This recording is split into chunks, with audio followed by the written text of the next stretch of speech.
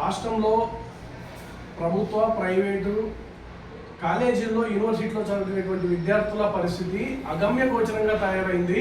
కారణం ఏంటంటే రాష్ట్ర ప్రభుత్వం ఇప్పటిదాకా వివిధ విద్యలకు సంబంధించి ఉన్నత విద్యలకు సంబంధించినటువంటి ఫీజు రియంబర్స్మెంట్ దాదాపు 4,000 కోట్ల రూపాయల బకాయిలు ఉంది.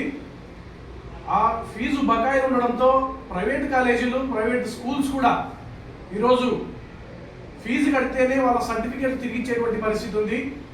రాష్ట్రంలో ఉన్నటువంటి బీటెక్ విద్యార్థుల పరిస్థితి అయితే వాళ్ళ ఫైనల్ ఇయర్ పూర్తి చేసి ఉద్యోగ అవకాశాల కోసం కానీ లేదంటే విదేశీ విద్య కోసం కానీ ప్రయత్నాలు చేస్తూ ఉంటే సర్టిఫికెట్లు మాత్రం ఏ ప్రైవేట్ కళాశాల అయితేనేమి లేకపోతే యూనివర్సిటీలు అయితేనేమి సర్టిఫికెట్లు ఇవ్వడం లేదు. కారణం ఏంటి అంటే ప్రభుత్వం ఇవ్వాల్సినటువంటి ఏదైతే ఫీజు రియంబర్స్మెంట్ బకాయిలు ఉన్నాయో 7 క్వార్టర్స్ సంబంధించి దాదాపు 4,000 కోట్ల రూపాయలు రాష్ట్రంలో బకాయిలు ఉన్నాయి.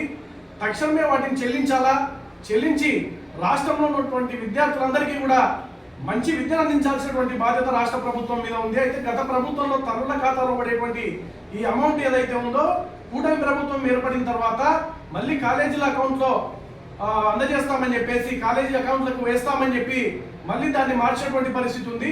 తల్లుల ఖాతాలో పడుతున్నప్పుడు వాళ్ళే ఫీజులు కట్టుకొని తల్లుల ఖాతాలోకి వచ్చినప్పుడు తీసుకునేవాళ్ళు. అయితే కాలేజీలకే వేస్తామని చెప్పి కూటమి ప్రభుత్వం చెప్పడంతో మరి విద్యార్థుల తల్లిదండ్రులు అయితేనేమి తీవ్ర ఇబ్బందులు పడుతూ ఉన్నారు. ఇటు కళాశాలలకు డబ్బులు రాక వాళ్ళు కూడా మెయింటెనెన్స్ చేయలేక కళాశాలను ఎత్తేసేటువంటి పరిస్థితి ఉంది. పూర్తిగా విద్యని నిర్వీర్యం చేసే దిశగా రాష్ట్ర ప్రభుత్వం సాగుతుంది.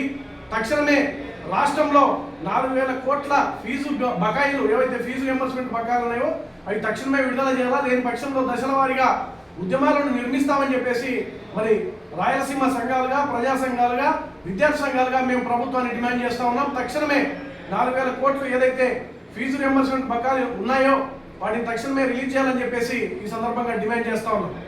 నా పేరు రవికుమార్, రాష్ట్ర అధ్యక్షుడిని రాయలసీమ విద్యార్థి పోరాట సమితి.